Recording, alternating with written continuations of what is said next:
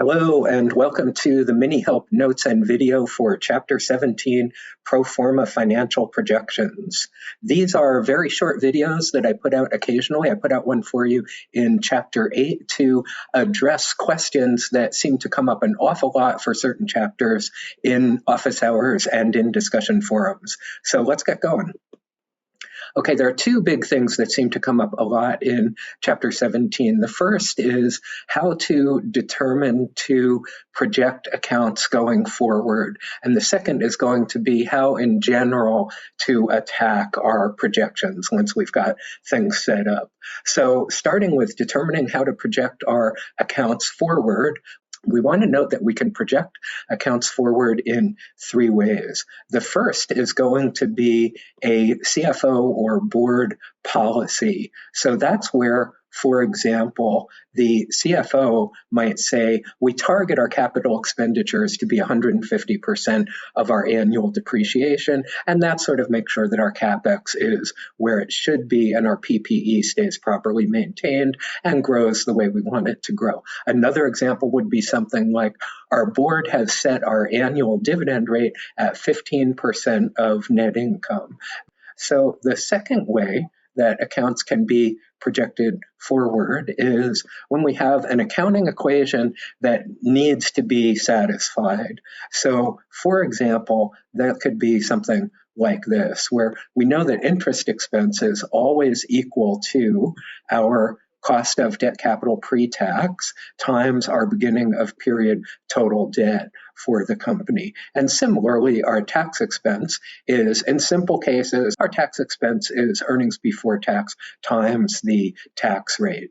So similarly, we know that for net income is always sales minus all expenses, and we have a few more here that are pretty important also. We have two roll forward equations. The first one is that our net PPE at the beginning of the period plus our CapEx minus our depreciation is going to equal our net PPE at the end of the period. So that's called a PPE roll forward equation because it rolls us forward from the beginning of the period to the end of the period.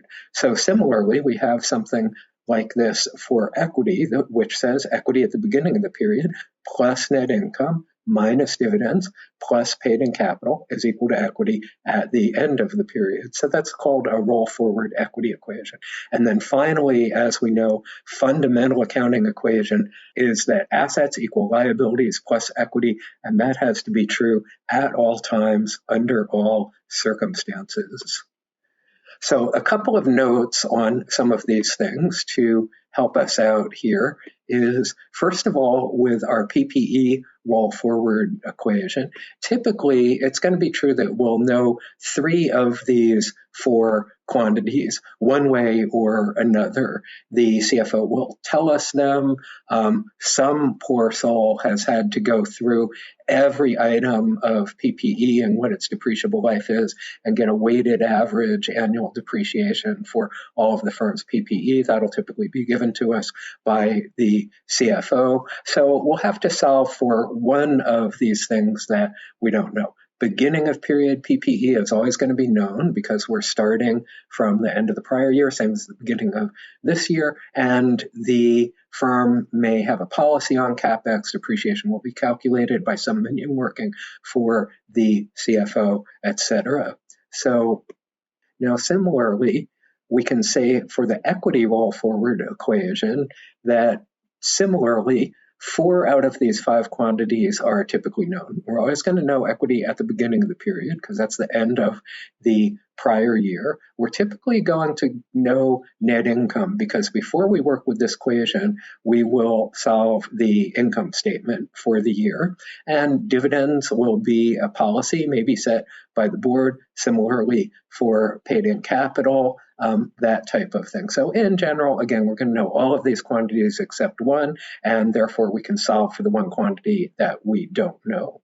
And then finally, very important, the assets equal liabilities plus equity. Typically, we're going to be using this equation at the very end of our work to help us solve for the key thing the CFO has asked us for. She wants to know if we do X, Y, and Z, what's the debt of the company going to be at the end of the next year? Or if we do alpha, beta, gamma that the board is suggesting, how big could the dividend be that we could give out without impairing our cash performance? Or what's our cash position going to be if we do these other things? So in the case where the CFO is asking us what's going to happen to our debt situation, we would rewrite this equation a little bit and say that debt is equal to assets minus equity minus all other liabilities. And we had a couple examples like that. Or if the CFO says, the board's saying this, I want to do that. If we do all these things, what's our cash position going to be at the end of the next year? We would rearrange this to look like this. Cash is equal to liabilities plus equity minus all other assets. And we'd solve that for cash. And then the third way that we project items forward is we say that account values are going to remain constant as a percent of sales. So for example, an account value for something like inventory in our new year number 1, could be worked out like this. We'd take our estimated sales for year 1, and that's going to come from the CFO. She'll say we expect sales to grow by 10% or whatever, times the accounts percent of year 0 sales. So we get that ratio of this account over sales, and we just multiply by the year 1 sales, and that would be our estimate for inventory for the next year.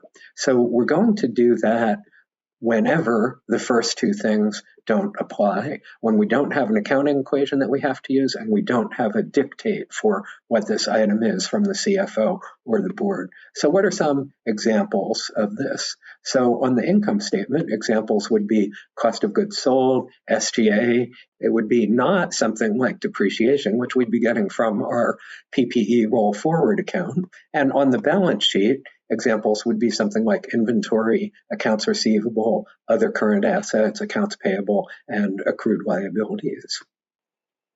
Second thing that came up that people were interested in and had a lot of questions about in the discussion forums and office hours were how to go about solving a projection problem. So in particular, we're going to be focused on projection problems where we're asked to solve for a balance sheet item. So it's going to be, i.e., something like cash or debt or etc., something like that. So here are the steps. First of all, compute that PPE roll forward, then compute your income statement for the next year, then compute your equity roll forward for the next year. And remember, for the income statement to get depreciation, you may have to bounce back to your PPE roll forward to get your depreciation value and put it on the income statement, things like that. And then once you've got that, we're on to the balance sheet. And on the balance sheet, first thing you want to do is put in equity next year from our equity roll forward. And now we want to calculate all the remaining balance sheet items except what we're asked to solve for, which again will typically be cash or debt or something like that. And then all we do is we apply the fundamental accounting equation. We say that balance sheet has to be balanced, no ifs, ands, or buts about it, right? Assets equal liabilities plus equity has to be true, and we just do a little bit of algebra on that equation. So if we need to find cash, we just rearrange this to say cash plus all other assets equal liabilities plus equity and solve that for cash. And if, for example, we're solving for the debt, we rearrange this guy again to say assets is equal to debt plus all other liabilities plus equity and just solve that for debt. And then we're done. And so here I've got, for illustrative purposes, again, the completed projections for Sahali going 2 years out.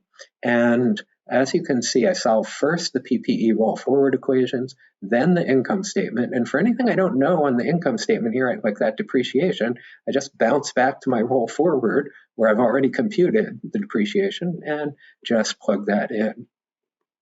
And then next up, I've got my equity roll forward equations here, and then finally the balance sheet. So I put in my equity value from the equity roll forward equation. I solved everything, computed everything else on this balance sheet except for cash.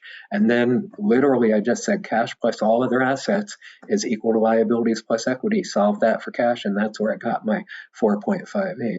So that's really it. And I hope this helps.